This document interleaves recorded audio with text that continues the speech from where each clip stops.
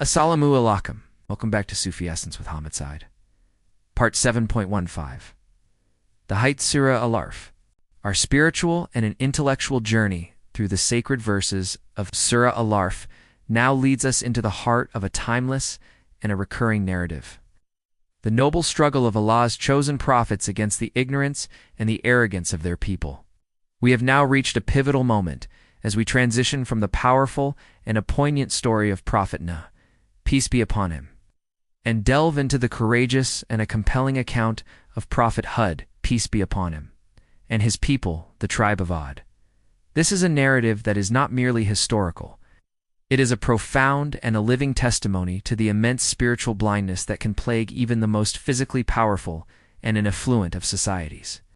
This section of the sacred scripture is not merely a description of the afterlife. It is a timeless and a resonant allegory that reveals the devastating reality of a life lived without spiritual accountability. This lecture will meticulously unravel the theological, the psychological, and the spiritual dimensions of these verses, serving as a comprehensive and an intellectual framework for a life lived in spiritual truth and an unwavering faith. We will analyze the intricate and an inseparable relationship between the divine promise and the sacrosanct gift of human free will, and how the conscious choices we make in this brief and a temporal life ultimately seal our eternal abode. The divine verdict and the inevitable consequences, the verses that form the sacred foundation of our initial discussion in this segment, are as follows. Kanzul Iman, Quran, the Heights, 7-71. Hud said, "Filth and wrath have already fallen upon you from your Lord. Do you dispute with me concerning mere names you have named? You and your fathers, for which Allah has not sent down any authority? So wait, indeed I am waiting with you." This verse, Kanzul Iman Quran, the Heights, 7-71, resonates with an unequivocal and an unsettling power, serving as a direct and a chilling declaration of spiritual heedlessness. It states, Hud said, "Filth and wrath have already fallen upon you from your Lord. Do you dispute with me concerning mere names you have named, you and your fathers, for which Allah has not sent down any authority? So wait, indeed, I am waiting with you." This utterance is a magnificent and a foundational principle of divine justice, revealing that the very existence of a straight path necessitates the presence of an opposing force, a test designed to separate the truly sincere from the spiritually heedless. The straight path here is a metaphor for the pure and unadulterated path of Tawhid, divine oneness and submission. The phrase "sit and wait" paints a vivid picture of a patient and a relentless ambush, signifying that the temptations of Iblis are not random, but a deliberate and a calculated strategy to intercept and derail the spiritual traveler. Kanzul Iman Quran, the Heights, 7-72. So we saved him and those with him by mercy from us. And Kanzul, we cut off the roots of those who denied our signs and were not believers. This verse, Kanzul Iman Quran, the Heights, 7-72. It's a breathtaking and a powerful statement that details the comprehensive and a multi-front assault on the human soul. It states, so we saved him and those with him by mercy from us, and we cut off the roots of those who denied our signs and were not believers. This is an unequivocal declaration that the whispers of temptation will assail humanity from every conceivable angle.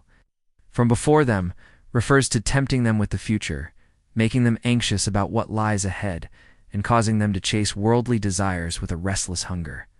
From behind them represents the seduction of their past, encouraging them to dwell on past mistakes, or to indulge in the false sense of security derived from their lineage or worldly accomplishments. On their right symbolizes the corruption of their good deeds, making them arrogant or boastful. And on their left represents the direct temptation to commit sins and to indulge in base desires. The verse concludes with a heartbreakingly sober prediction, and you will not find most of them grateful. A direct challenge to the human spirit's capacity for unwavering thankfulness in the face of such relentless opposition. Kanzul Iman Quran, the Heights, 7-73, and to Thamud we sent their brother Salih. He said, "O my people, worship Allah. You have no deity other than Him. There has come to you a clear evidence from your Lord. This is the she-camel of Allah sent to you as a sign." I'll leave her to graze upon Allah's earth, and do not touch her with harm, lest there seize you a painful punishment. This verse, Kanzul Quran, The Heights, 7-73, serves as a dramatic and a definitive culmination of the divine discourse, a verdict that seals the fate of the spiritually arrogant and their followers. It states, "Into Hammad we sent their brother Salih. He said, 'O my people, worship Allah. You have no deity other than Him. There has come to you a clear evidence from your Lord. This is the she-camel of Allah sent to you as a sign. So leave her to graze upon Allah's earth, and do not touch her with harm, lest there seize you a painful punishment.'" This utterance is a powerful and a magnificent statement that establishes the principle of absolute divine justice. The word disgraced maduman signifies a state of complete and utter humiliation, a direct consequence of Iblis's pride and a rejection of divine command. The verse then reveals the terrifying reality for those who choose to follow him, a truth that serves as a chilling warning for all of humanity. It is a powerful reminder that their baseless spiritual rebellion and their arrogant inventions were not based on divine revelation, but on assumption dan and falsehood kazib, and that for this they will receive their just recompense. Sufi perspective, the divine qabd and the spiritual bast. From a Sufi perspective, the swift and a devastating punishment that befell the people of AD is a manifestation of qabd spiritual contraction. At the cosmic level, qabd is one of Allah's divine attributes, representing His power to constrict, to withhold, and to seize. The spiritual state of the people of AD was one of profound contraction.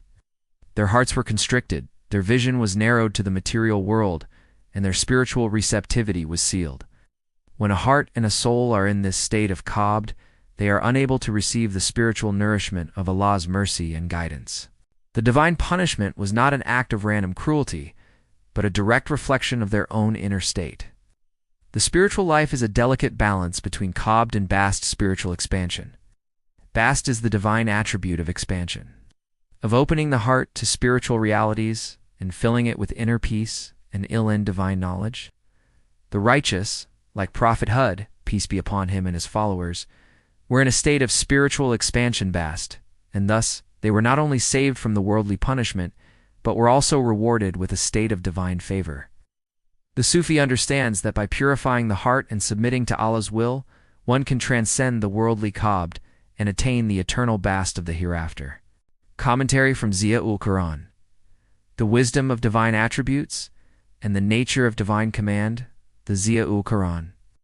Commentary provides a deep scholarly and a profoundly insightful analysis of the theological and a spiritual dimensions of these verses. Commentator beautifully articulates how these verses serve as a powerful and a direct call to a deeper and a more personal relationship with the Creator, a relationship that must be founded on absolute knowledge and an unshakable certainty, rather than mere assumption and fabrication. The verses serve as a poignant and a timeless argument that is a direct challenge to the very foundation of atheistic and philosophical beliefs that are not rooted in the truth of a divine revelation. The commentary also provides a scholarly and a beautiful explanation of the divine wisdom behind the divine law, making it clear that it is a sublime act of divine mercy that has been given to humanity for its ultimate spiritual and a physical well-being. The beginning of a prophet's story. The message of Noah, peace be upon him. We now continue our intellectual and a spiritual journey through the magnificent verses of Surah Al-A'raf, examining the profound consequences of disbelief and the ultimate reward of a life of faith. Kanzul Quran, The Heights, 7-74. And remember when he made you successors after the people of Ad and settled you in the land? You take for yourselves palaces from its plains and carve from the mountains homes? So remember the favors of Allah and do not commit abuse on the earth, spreading corruption. This verse, Kanzul, Iman, Quran, The Heights, 7-74. It's a chilling statement on the nature of a spiritual and a physical injustice. It is a direct and a powerful commentary on the reality that a state of spiritual heedlessness and a transgression inevitably leads one to a state of spiritual and a physical loss. The verse states, He said, "Get down, some of you, to some others as enemies. And for you on the earth is a lodging and enjoyment for a time. The prohibition of the tree was not an arbitrary denial, but a precise and a simple test of obedience, a singular boundary in a realm of infinite bounty. The verse then provides the profound and a spiritual reason for the command, lest you be among the wrongdoers. This is a sobering reminder that a person's spiritual state is a direct reflection of their inner intentions and their outward deeds, and that a single act of disobedience can cast a shadow upon the soul. Kanzul Iman Quran. The heights. 7-75 said the chiefs of his people who were arrogant to those who were oppressed, to those among them who believed, "Do you know that Salih is a messenger from his Lord?" He said, "Indeed we are, in that with which he was sent, believers." This verse, Kanzul Iman Quran, the heights, 7-75, serves as a masterful and a chilling account of the first temptation. It begins with the sinister and a subtle act of a whisper. The verse states, "Then Satan whispered to them to make apparent to them that which was concealed from them of their private parts." The act of whispering waswasa is the very essence of temptation, a subtle and an insidious infiltration of the mind, planting seeds of doubt and desire. Satan's motive was to expose what was hidden, the private parts, thereby introducing the concepts of shame and a nakedness into the human experience. His words, "Your Lord did not forbid you from this tree except that you become angels or become of those who live forever," were a deceptive and a masterful psychological manipulation, exploiting the human desire for eternal life and a higher spiritual station. It was a lie veiled in the language of truth, a promise of a better state that could only be achieved through an act of disobedience, Hadith with reference, the guidance of Allah, and the unwavering nature of his promise. The Prophet, peace be upon him, taught with profound wisdom on the themes of these verses, emphasizing the importance of belief in the unseen and the immense reward of seeking the company of the sincere.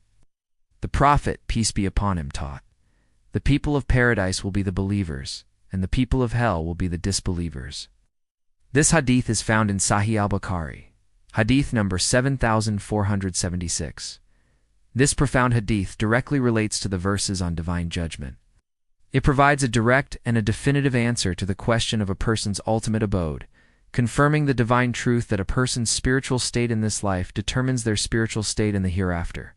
The Prophet, peace be upon him, also taught, "Every person will be held accountable for their deeds on the day of judgment." This hadith is found in Sahih al-Bukhari, hadith number 6535. This hadith, while not directly related to the verses, is a powerful and a timeless lesson that the best form of worship is not just in ritual, but in our character. It is a reminder that our actions are a manifestation of our inner state, and that the best form of spiritual worship is to embody the divine names and attributes in our character. The hadith also gives a subtle promise that this vision is reserved for the hereafter, a magnificent reward for the righteous. The theological implications, the inevitability of judgment, and the rejection of free will. The verses in this section are a direct and a powerful refutation of the philosophical position that denies the existence of a day of judgment. They serve as an unequivocal statement that this life is not an end in itself, but a brief and a fleeting test for a greater and a more profound reality. The verses also serve as a subtle refutation of the philosophical position that a person's actions are not a result of their free will. The verses state that a person's spiritual blindness is not a result of a divine injustice, but a profound act of a spiritual self-destruction. The verses also serve as a beautiful reminder that a person's sincere efforts, no matter how insignificant they may seem, are known to Allah, and it is their sincere efforts that will be the ultimate source of their spiritual success. Our comprehensive analysis of the verses of Surah Al-A'raf reveals a profound and interconnected argument for the absolute oneness of Allah. The surah masterfully transitions from the ultimate futility of denying the hour to the ultimate absurdity of polytheism. It teaches us that this life is a brief and a fleeting test, and that true existence and a success lie in the hereafter. The verses beautifully illustrate the nature of spiritual blindness, which is a consequence of a willful denial, and they offer a profound lesson on the interconnectedness of all living things. The powerful and direct challenges to the polytheists in these verses serve as a timeless lesson for all who seek to remove the veil of heedlessness from their hearts and to return to the singular and everlasting light of Tawhid.